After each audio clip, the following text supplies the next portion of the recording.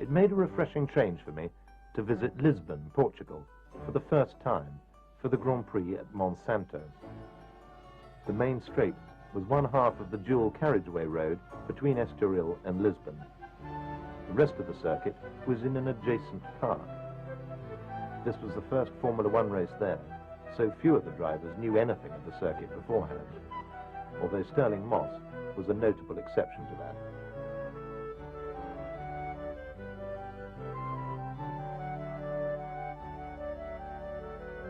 Once more, Roy Salvadori and Carroll Shelby were down to drive the Aston Martins.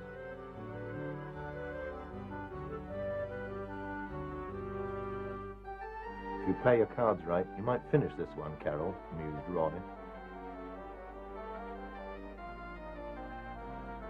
They don't play gin rummy in Sweden, so Joe Bonnier was learning the rules. Eric Hine oversaw some last-minute modifications to the Aston's bonnet. David Brown's foray into Formula One had not reaped rewards. Certainly they were not having the same success that they were used to having in sports cars.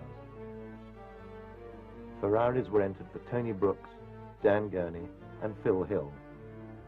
Ferrari driver Jean Behra had sadly been killed earlier in the month in a sports car race at the German Grand Prix meeting in Avus. And big Dan Gurney had been drafted into the Ferrari team to take his place.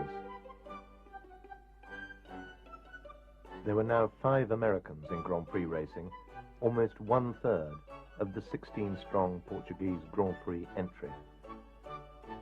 Rob Walker entered Cooper Climaxes for Sterling Moss and Maurice Trintignant. The Works Coopers were driven by Jack Brabham, Maston Gregory and Bruce McLaren. The BRM drivers were Joe Bonnier, Harry Schell and Ron Flockhart. Tony Brooks arrived for the final practice session at 6:30 on the Friday evening. BRM boss Raymond Mays was there with Mr. and Mrs. David Brown. Moss set pole position a full 2 seconds ahead of Brabham's Works Cooper Climax. After his win at Aintree, Brabham had to give best to the Ferraris in the German Grand Prix on the high-speed Avus track in Berlin. Tony Brooks had led home a Ferrari 1-2-3 there and now had 23 points in the championship to Brabham's 28. The final place on the front row of the grid in Portugal was taken by Maston Gregory's Cooper. The second row comprised Maurice Trintignant, also in a Cooper, and Joe Bonnier, his BRM being the fastest of the front-engine cars. The Ferraris of Dan Gurney and Phil Hill were on the third row, with Bruce McLaren in the third Works Cooper.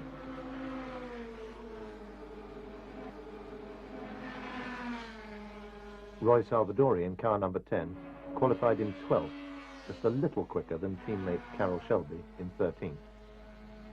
The Astons were over 10 seconds off the pace of Moss's Cooper.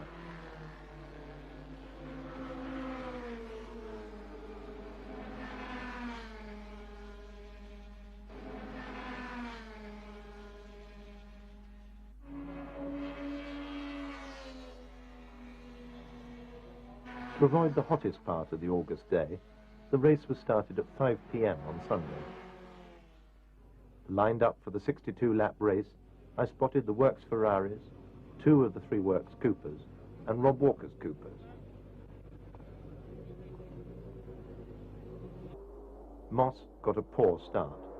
Coming down the hill on the first lap, Brabham led from Gregory with Sterling third. At the back of the field was Brooks, who'd been left behind at the start.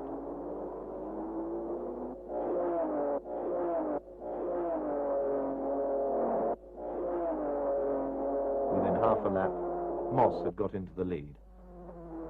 The Astons were unfortunately outclassed.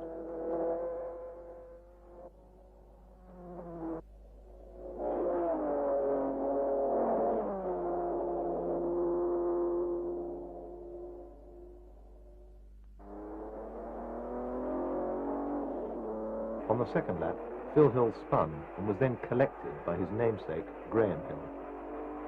Later, Brabham lost control, hit a telegraph pole, and was thrown out of the car. Maston Gregory narrowly avoided running over him, but went on to take second, and McLaren was now third, followed by the dueling pair of Gurney in the Ferrari and Trintignant in the second Rob Walker Cooper. Neither the Astons nor the BRMs were in contention at all.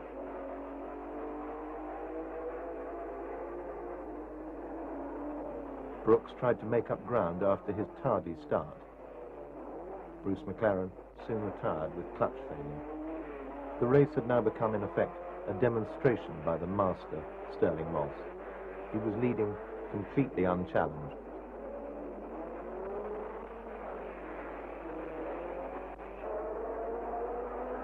The Gurney-Trintignant battle provided the only close racing. Gurney eventually pulled away, but his Ferrari showed signs of a brush with the scenery.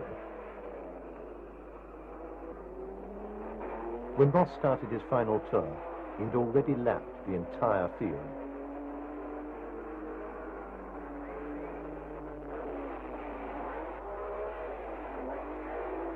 Stirling won a comprehensive victory from Gregory, Gurney and Trintignant.